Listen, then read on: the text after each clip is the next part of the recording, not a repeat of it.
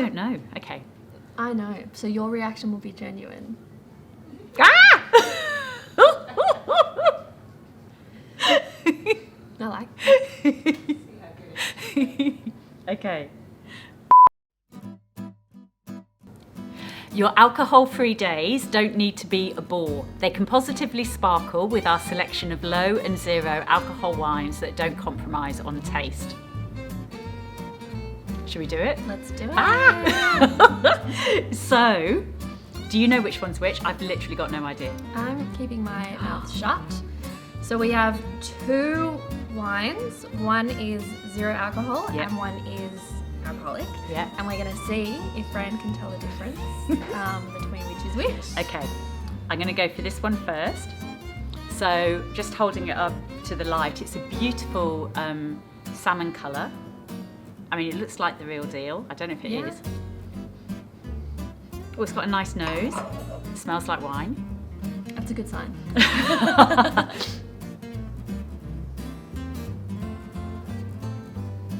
Oh, it's very pleasant. It's got a little spritz on the palate. Do you know which one's which? I do. Do you? Okay, okay. I have no idea. That's nice. This one is more fragrant, I'd say. Yeah. It's definitely got more fruit on the nose.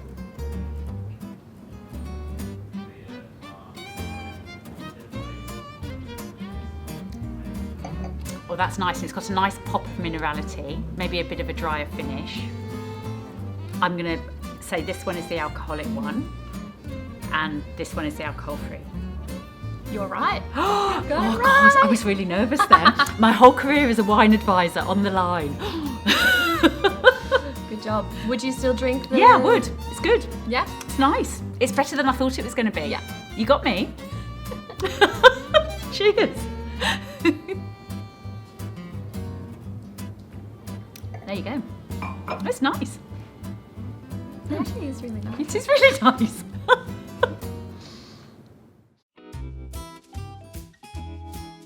The world is going green, and the wine industry is going green with it. Organic, sustainable and hands-off wines utilise farming practices and ancestral winemaking methods that put the health of the vineyard and the land at the forefront, and no pesticides. We have a full range of organic wines on our site, and a lot of them are sustainable as well. Not all of them are marked certified organic, so look out for the labels for those ones in particular, but many do follow these winemaking practices. We've got everything from a Prosecco, there's a Rosé here, Fiano, perfect if you've grown out of Sauv Blanc, Durif, one of my favourites, this one's a Barossa Shiraz, and then over here from this beautiful label, we've got a Shiraz and a Rosé. Fully organic, and definitely something you should be adding to your drinking repertoire. Wait, wine isn't automatically vegan? Nope. In the process of removing cloudiness from a wine, a winemaker can use fining agents such as egg whites, gelatin or even fish guts to make the wine less cloudy. It doesn't end up in the wine that you end up drinking, but the winemakers are now choosing to use a synthetic or a plant-based substitute to fine the wines. So you can get a great wine, it doesn't affect the taste, and no bugs have been harmed in the making of this wine. It's amazing. They're beautiful bottles, aren't they? They're really nicely presented. I absolutely think they go make it look really natural, and all of them actually say that they're vegan friendly. Okay. So you can be entirely confident when you have someone over for dinner who chooses vegan that you're serving them the right wines. Amazing. What's it? Biodynamics, Emmy.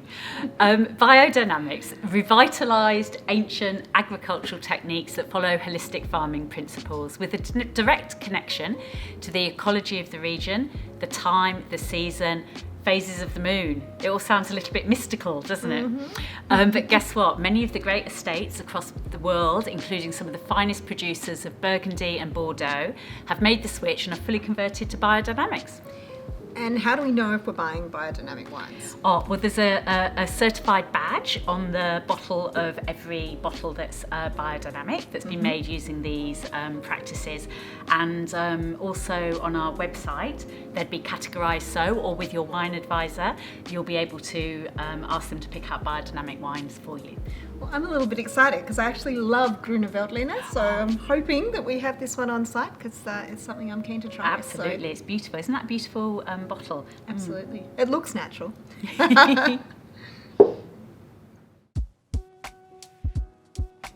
Nope, orange wine is not made from oranges. It's simply white wine made the same way as red wine, using grape skin contact to build flavour, texture and that colour. Speaking of colour, we're showcasing pet-nat, short for pétillant naturel. It's an ancient method of making sparkling wine that makes for a highly drinkable and refreshing drop. Pet-nats can get a little unstable just with the way they're made. There's some residual sugar left in the bottle at the time of ferment. So we're going to open one and see if it gushes out. Let's hope we stay clean at the end of this. So it's got a crown seal. Ooh. There it is, that bubble. It actually makes you feel like you're having a Prosecco or It something. does, That little bit of absolutely. a bubble. Before serving, you need to keep it upright for about an hour. So all of these have a natural sediment. I'm not sure if you can see it there. That's just the lees or the yeast cultures that have sat down the bottom. They're perfectly fine to drink, but some people don't like it in the glass. That's what makes it natural. Makes it au natural. So give this a shot. It does have a beautiful little spritz to it. So bubbly, perfect. And let me know what you think. It smells very fresh. Very summery, perfect. Oh, that's delicious. It actually just tastes like a sparkling rosé or just something really fresh but with a lot of flavour and texture. Delicious. Fabulous. What is natural wine? Truth is, there's no set definition, but generally refers to wine that has been made with low sulfites and very few, if any, additives.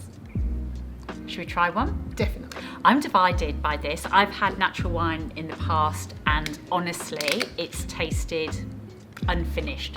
However, this is Days and Days. It's a Pinot Gris. I mean, it's very clear and bright in the bottle. It's beautifully presented. It looks gorgeous, and it's completely different to this one, which is the Chenin Blanc, and it's got that cloudiness that natural wines are known for. So I'm very interested to try this. As I say, in the past, I've honestly not really been a fan, but I mean, that looks like something I would definitely drink. Gorgeous. Cheers. Smells beautiful. It's got some really lovely sort of pear notes on the nose. That is exactly the sort of wine I'd drink at the end of the day. It's delicious. That's really good. Yep. Yeah. Absolutely no difference between that and any other Pinot Gris I might pick up. Yeah, really nice. Actually, I really like that. I like that as well. Well, you can take that one home. Thank you, I will. I might get a Put it in the corkscrew. fridge. I'm very interested to try this. Maybe I'll just go off and get a corkscrew and come back and tell you how the sort of more cloudy, what you probably typically imagine a natural wine to look like, taste like.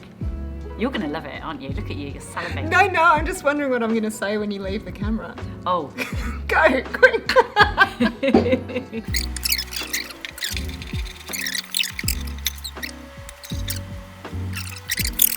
So, go.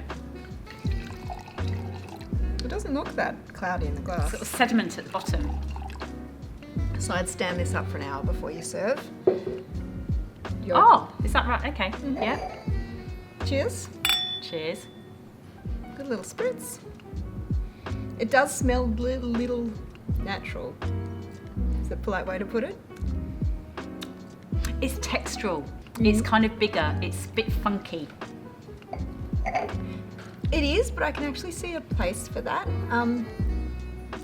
You know when you want something interesting to drink, something with cheeses, you've got all sorts of fancy cheeses you put out. It's not unpleasant. No, I can see a place for that.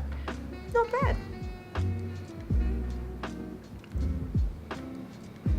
I'd be interested to try these blind tasted and see. I'm not going to do that, but I think that would be a good test. And actually, No, it is cloudy. I think the cloudiness puts me off. I think I look at it and I go, it doesn't Hence the look blinds. finished to me. Yeah. And you like kombucha. I don't like that, you know?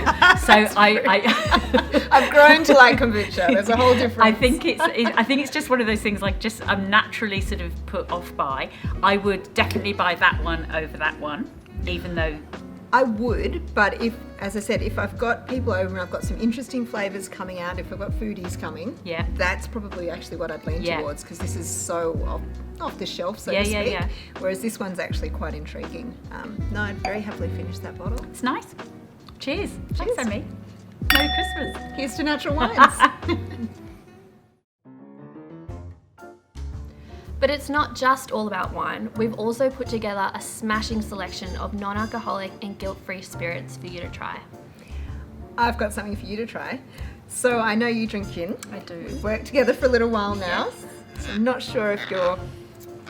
I'm very intrigued to try this because I do love my gin, so... Well, 100% alcohol free. It's 11 a.m. on a Friday work morning. Perfect time of the day to try a non-alcoholic version. Excellent. It smells like it's very botanical, very herbaceous, not your typical gin smell. Okay. So I am a little bit skeptical, but we'll see. Yeah, definitely much more of a botanical, slightly sweeter option to gin, I'd say. Yeah. Really refreshing though, definitely nice, I think, pairing with some tonic, a bit of ice, sunny afternoon. Sounds Can't go delicious. The other option I've got for you are some non-alcoholic wine alternatives. And so these all have different flavours. The ones I have here, this one is toasted cinnamon and yuzu. I have lemon marmalade and hibiscus, which sounds Actually, really- incredibly summery. I love that. It does sound good. So this is what you would put in your glass at the end of the day if you're wanting to come home and not reach for a glass of wine. But I've also found them really fantastic if you're having a party, everyone else is drinking, you've got to drive home, and you can just have a couple of... We've all been there. So you don't feel like the odd one out. You can have it in a wine glass and Bob's your uncle. Delicious.